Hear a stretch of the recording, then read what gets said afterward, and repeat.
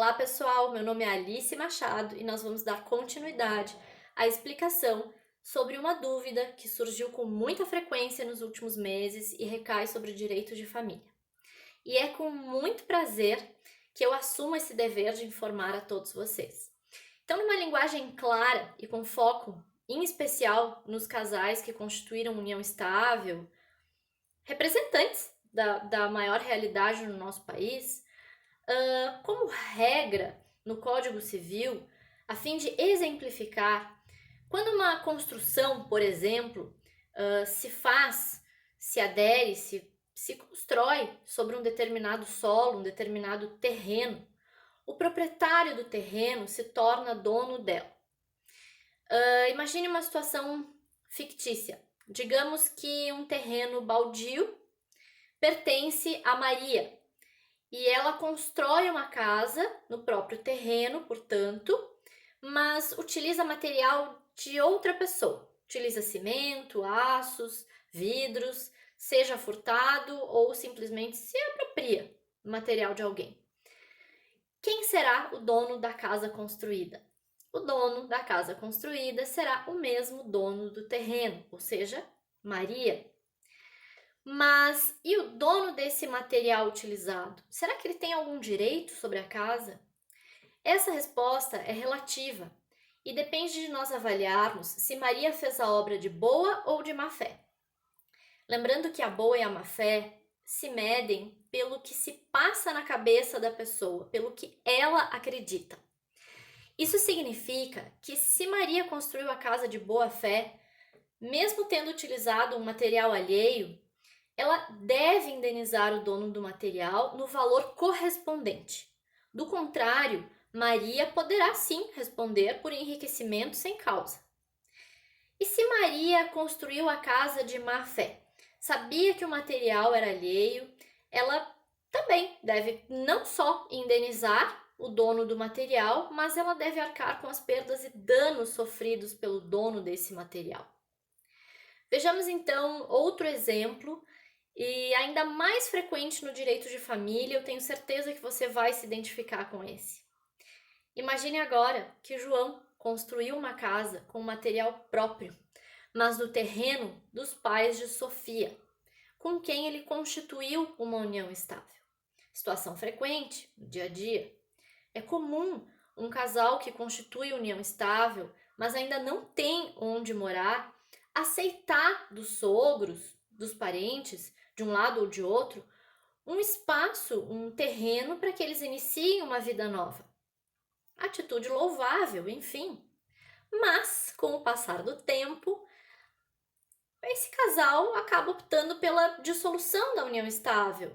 E os pais de Sofia, que são donos do terreno e agora donos também da sua casa, questão que não permite discussão no Código Civil, resolvem pedir o espaço de volta, onde a casa já está construída, portanto.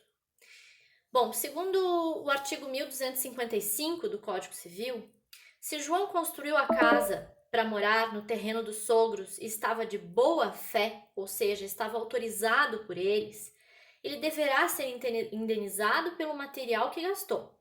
Essa discussão gera muito conflito e desnecessário na vida real. Mas considere que os Joões do mundo real não costumam fazer prova dos seus atos ou planejar essa parte importante da vida. Vale lembrar que não se deve condenar aqueles que entendem a união estável não só como uma parte boa da vida, mas que não esquecem que a situação envolve sim negócios e envolve sim direitos. E não levam sem planejamento o próprio futuro, ainda mais em meio à nossa atualidade de relações tão líquidas. Então, imagine se João for um construtor de má fé. Se não tivesse autorização para construir, se ele tivesse invadido um terreno, aí sim ele não teria direito à indenização pelo que ele gastou na obra. Nesse caso, os donos do terreno e da obra, a casa agora lá existente, têm o direito de mandar, inclusive, destruir esta casa por conta de João. Essa é uma lição para a vida. Diante de tantos casos de Marias, de Sofias, de Irenes, Cláudios, são todos nomes fictícios, pessoas que buscaram essa informação ao longo dos últimos meses e que somente enxergaram a importância dos fatos após eles terem ocorrido. Ou seja, sem o intuito de condenar alguém, mas fazendo com que os demais possam atentar para esse fato da vida real. Pense se não lhe mantém a dignidade e agora com foco maior nas mulheres, a maioria prejudicada nesses casos. Pense se não lhe vale cultivar uma relação afetiva, amorosa, buscando ou preservando as suas atividades, os seus sonhos profissionais de vida e juntar-se a um companheiro assim que os dois tiverem a chance de contribuir mutuamente nas questões financeiras, da casa, né, do que sonham juntos, enfim, dos filhos. Na impossibilidade dessa construção, informe-se antes de qualquer ato em conjunto. A informação sobre as consequências das relações hoje é sempre útil para o futuro. Se alguém se ofender porque você busca uma informação, é porque na relação nunca existiu o bem-querer, nunca existiu aquele sentimento de proteção, aquele base de quem ama.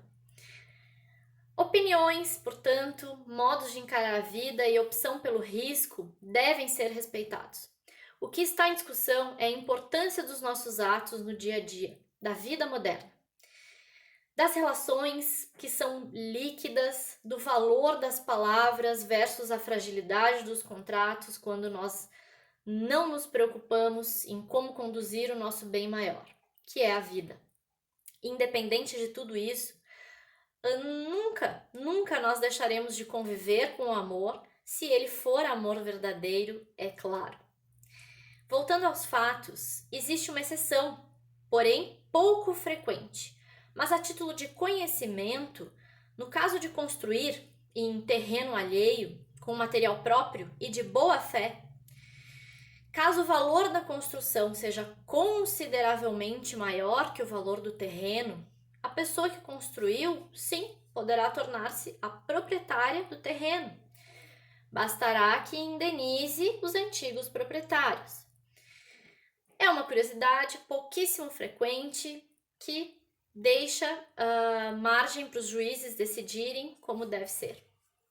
É sempre um prazer contribuir com as informações, assim crescemos todos juntos. Um abraço.